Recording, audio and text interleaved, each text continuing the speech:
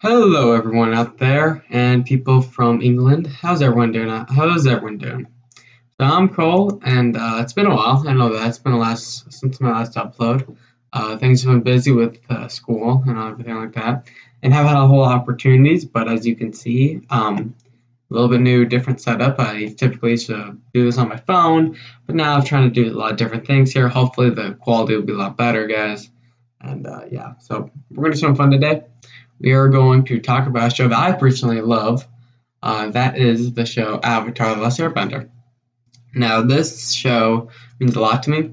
It's a show I grew up with, and it's a show that I've rewatched several times. And I think it's a very, very famous show, and probably most of y'all heard it. So we're going to talk about who here is the most powerful character from Avatar: The Last Airbender. And we're going to start pretty basic here. We're just going to go through using a tier list. And if you don't know what a tier list is, it's basically it basically explains itself. We're going to go through basic, which characters are strong, going with weakest to highest, and there's going to be ranks for each. And it goes basically from the weakest to where they lose to a literal loses to the weakest character to basically being the strongest, being Avatar, and it's pretty self-explanatory with that. And again, we have so that could compete with the Avatar, which means that they may not be able to beat them, but they could give them a tough time. Powerful benders and extremely advanced benders, one of the best. Skilled warriors or advanced benders, basic benders. Yeah. So we're going to start off here, and we're going to start with the first character, King Boomy. If you don't know who King Boomy is, he's in the first 5 episodes, I'm pretty sure, and he's king of where is he the king? I don't know. But I would place him, if you know who King Boomy is, especially showcased in the finale and in the episode where he's introduced, I would 100% put him in the could compete with the Avatar. I think he's one of the, arguably the best earthbender in the world. You could argue with another character that we'll be covering pretty shortly, but I would definitely consider him. He could definitely compete with the Avatar. Yeah, I'm fully realized one. I really think he could do well. I mean, I don't think he'd beat him, but I think he could definitely compete. And we're gonna go through humans character, but we're also gonna add some little wild cards in there. Speaking of our first is Appa, and I think Appa would easily. Appa's a really tough one. I don't think he could compete with an Avatar, but I would definitely say he's definitely would be on the level of, considering how large he is and how he can fly, things like that. I would definitely consider him very high up there. Really, he could go with extremely powerful bender, I'd say, because most people I think would have a lot of time struggling just because of his massive size, and you'd have to use a strategy to beat him. I don't think he could compete with the Avatar, but I think he would be a very, very tough figure to take on, especially as a human being and how absolutely just how large he is. But I don't think he could compete with someone like Boomy or some of the other characters. And next, we're going to go with the character Sokka. Sokka is an interesting one, and well, it's tough, but honestly, I'd put him in the probably skilled warrior to advanced bender. He's shown himself to be very impressive in the show. I would probably, yeah, I'd definitely consider him skilled, considering all of his feats and showing he's going to be able to compete with actual legit benders. But I will say you really could put him in either or, so I'll put him in like low. He'd be low on the list. And by the way, we're gonna rank him on the on here. But I would consider him probably an unskilled warrior. I might change that later, but that's my decision for now. And we're just gonna go past him, and we're gonna talk about a character who is actually really interesting, Zuko. Zuko's an interesting one because you really could. He's definitely, I would argue, he's in one of these. He's at this point, near the end of the show, he's at that point, considering all of his knowledge he's gained from the character Iroh. He is one where he could compete with, he did give Aang near the end of the show a hard time to fight, but that was honestly because Aang was more surprised.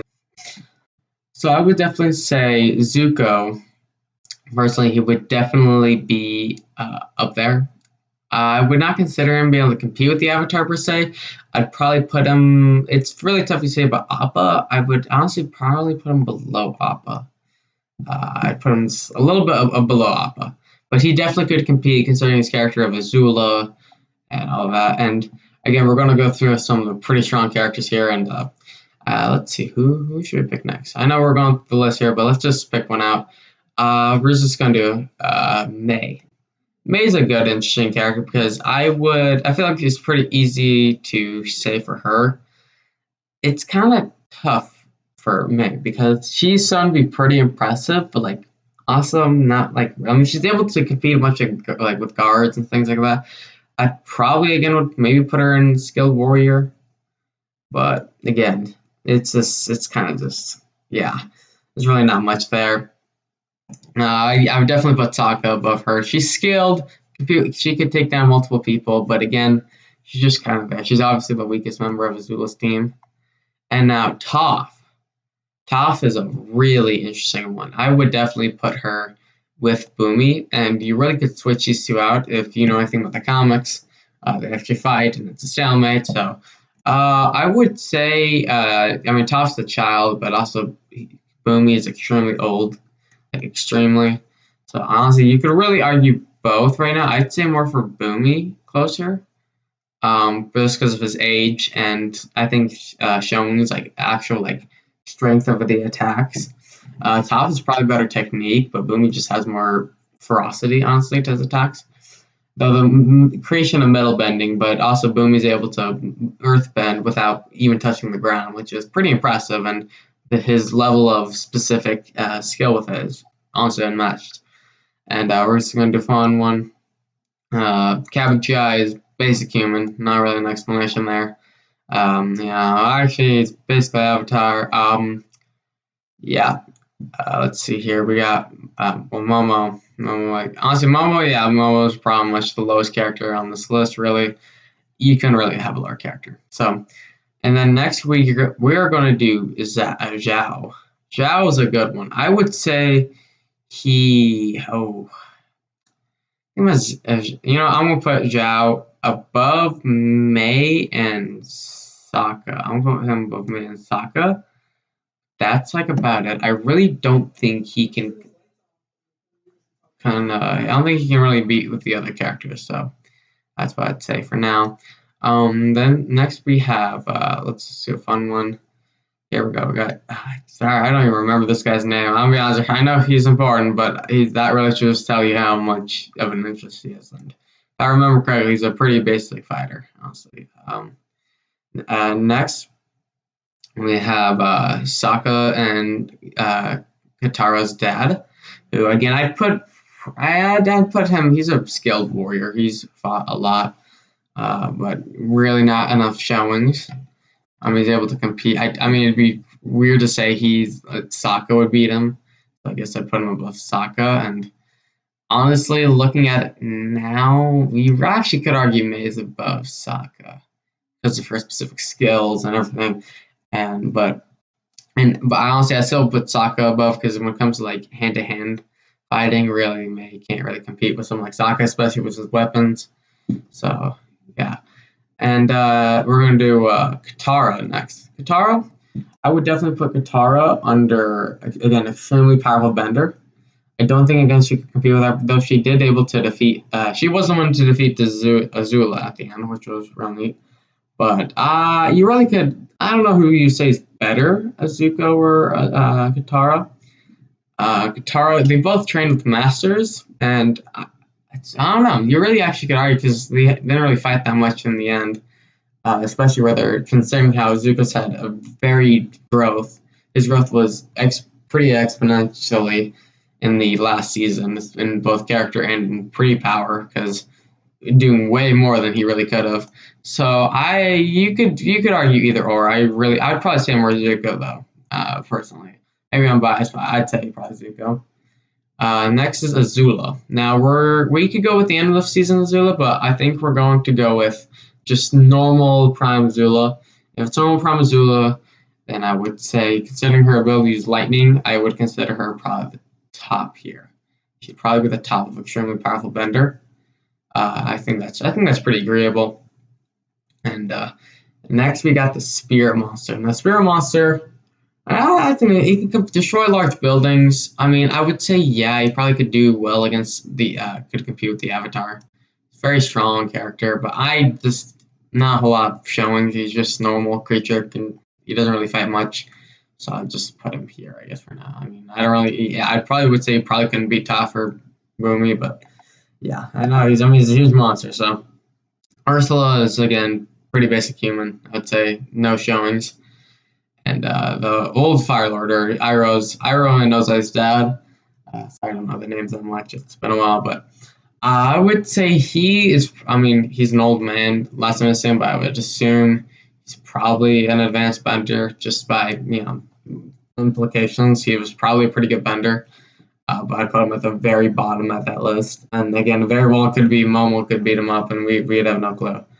But yeah, and this is, and of course, some of these avatars, like this avatar here, one that from the finale, he is one that, again, it's kind of tough to say for. I know it's like this is an avatar, but that's just like, of course, the avatar. But he would probably, I would consider him like the lowest of the avatars, considering the fact that we've heard no showings about him, and he didn't really do very many impressive things, just making a huge wave, and he couldn't even save his wife from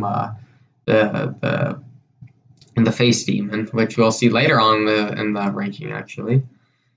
And next we're gonna go with let's just again we're just gonna clear some of these out real quick, like Gran, basic human, basic human. These guys here, skilled basic. These two here, basic skilled warriors, but again nothing much. I would probably consider just this guy because, and he would also probably be pretty good, probably pretty strong bender. And Jet would definitely, Jet, considering how he was able to compete with other characters, I would definitely put Jet a little bit higher than his friends. Probably another tier. Honestly, I think I'd put him over May.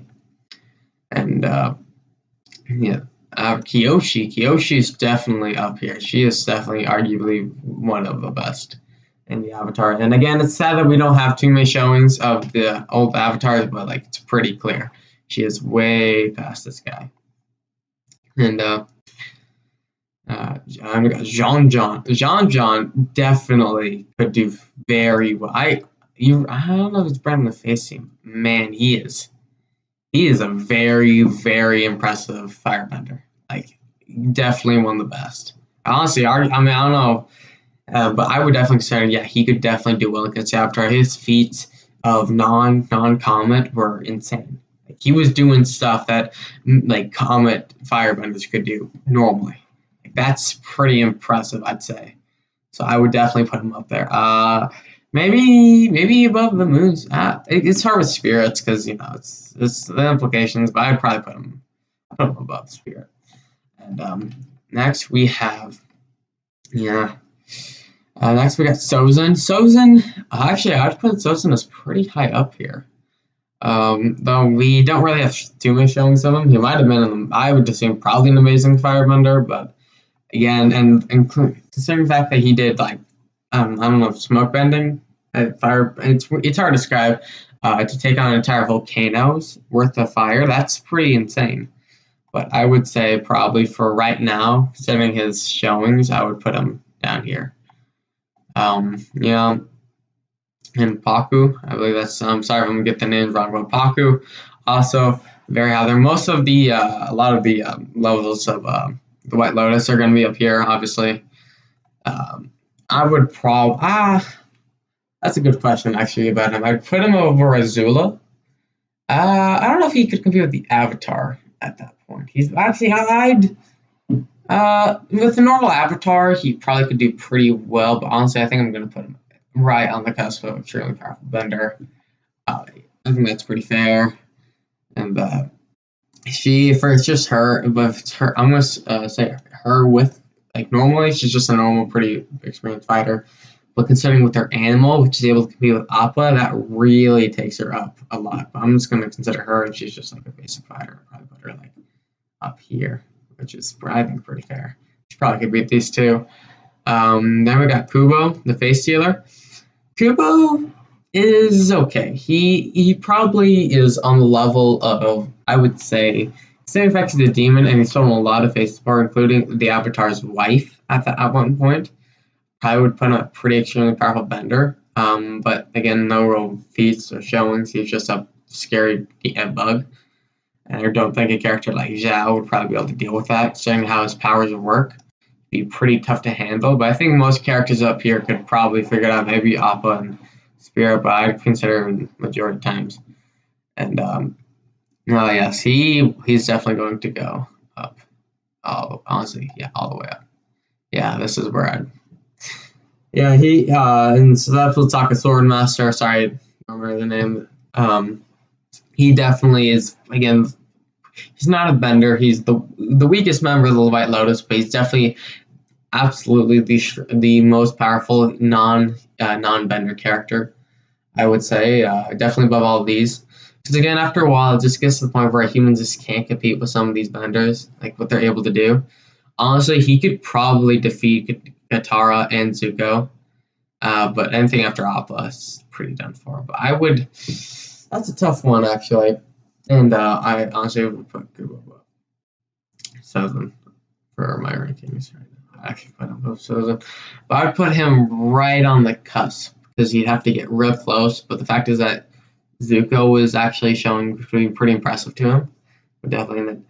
But anyway, let's go back. Ty Lee.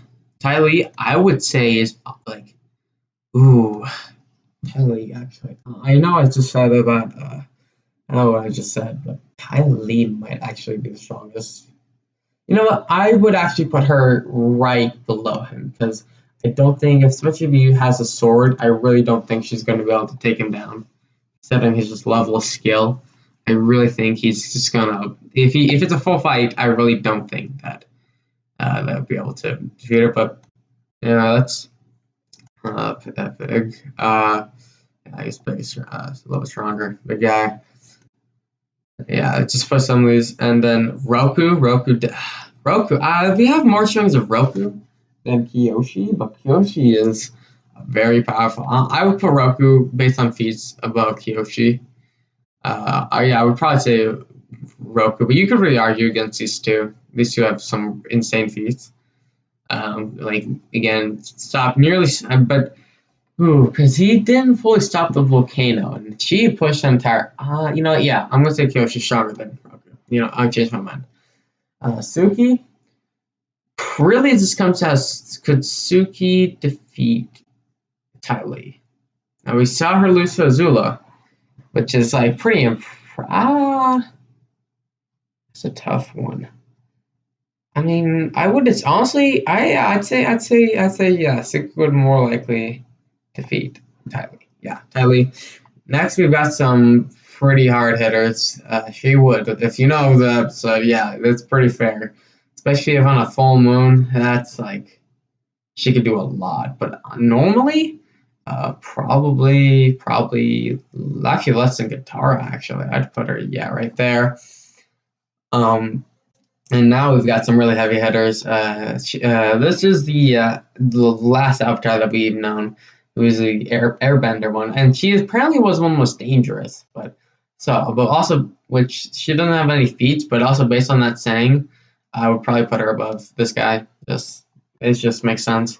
But now we've got some really heavy hitters. This was Aang's mentor, and again, sorry, can't remember these names, but. We were shown that he was dead in the first few episodes, and around him was a bunch of firebenders who were all dead. And the way it was implied that he killed all of them, but also he died too, which is very impressive. But I honestly, based on what we know of him and the fact that we haven't seen a lot of him, I really wouldn't put him that high up here. I put him like. I mean, I assume probably Ty Lee could beat him, but I don't think the Swordmaster could. I think the Swordmaster could probably beat him. Yeah, honestly, I may be wrong here. I don't know if he has any impressive, like super impressive feats, but he just hasn't done much. Like, I'm sorry, and I think we're going to last year, or we're going to do with Ozai. Ozai is easily. It's problem with Ozai that we haven't seen a whole lot of him with Sozins. And the feats we have seen of them without the comet are pretty impressive. Considering the fact that he made a whole bolt of sunlight with like the eclipse barely passing, and was able to make a full bolt of lightning in about the fastest we've ever seen a character. And also, based on how powerful he was in Sozin's Comet, able to compete with the Avatar and able to last a pretty good while against a fully awakened one, I think that's pretty freaking odd. I would honestly compete like with normal Avatar. Like, dang, he could be up. He's up here. He's up here. That's a good question. Honestly, honestly, he'd probably be tough. Like, I know that's really tough that's a hard pill to swallow because Toph is just an amazing bender. And again, we don't have a lot of feats of Ozai, but dang, I mean, like he was dangerous. I mean, if the whole epic battle, like a normal bender, even like an advanced bender couldn't like that level of prophecy, like a normal bender can do that. So he's had to have some serious firepower, pun intended about that. I would. I'd put him probably maybe I'll keep him here for now. Not above John and these guys because they've had better feats, but based on implication, he is. If we saw more of him, I would assume he definitely would be up here. Maybe not to full Avatar level, but he could. He could seriously. Then Iroh, and this is going to be a controversial subject, but I'm actually going to put Iroh under Ozai. Iroh is Iroh really is the best bender, like the most knowledgeable about bending than any other character. That's just the truth. Um, Iroh is like he can use it from the breath and everything like that. But in Iroh, you can do lightning, he can redirect line. He has definitely more abilities than Ozai, but also based on saying that Iroh didn't even know if he could defeat Ozai, and based on the fact that Ozai is much younger than him, probably like in way better shape. I mean, until later in the prison break, but I would say Ozai probably would beat Iroh. I think Iroh knows that too, considering that he didn't even fight him. So I would say Ozai probably would defeat Iroh more times than not. And finally, we have Aang. And Aang is one I would, obviously, Aang at the top, but I don't know if I would consider him. He's at the top. I think that's pretty agreeable. He's at the top of the entire show. That's just the truth. He really is. And that's what I would say for right now. So, yeah, I think this is a pretty sound one. Let's just take a look back here. I think this one's pretty clean. This is the one that you really can make a lot of arguments for. Yeah, I would definitely say. This one, I don't know. I know the Ozai versus Iroh thing is debatable. And again, the Spirit, that one's just because of his size and the danger. This one I feel like is pretty fair, pretty much. Sozin hasn't had too many feats, but I think his feats are pretty good enough to put him up here. And then Katara and Sokka, Zuko, and then these skill war. This obviously takes the biggest amount of characters, and I would say this is pretty good. And this one is just again a lot of these characters are just really not memorable. Characters who really didn't do that much. These are basic humans, and honestly, I would honestly assume I'm gonna put Cabbage Guy above Momo. I'm really gonna say Cabbage Guy would probably lose to Momo. And I think that would say, I would say that's my ranking.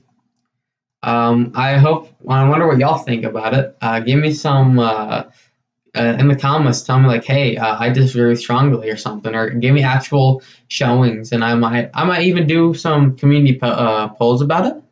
But thank y'all so much for watching. Again, hopefully I'll get to making more videos. But hey, thanks for watching, guys.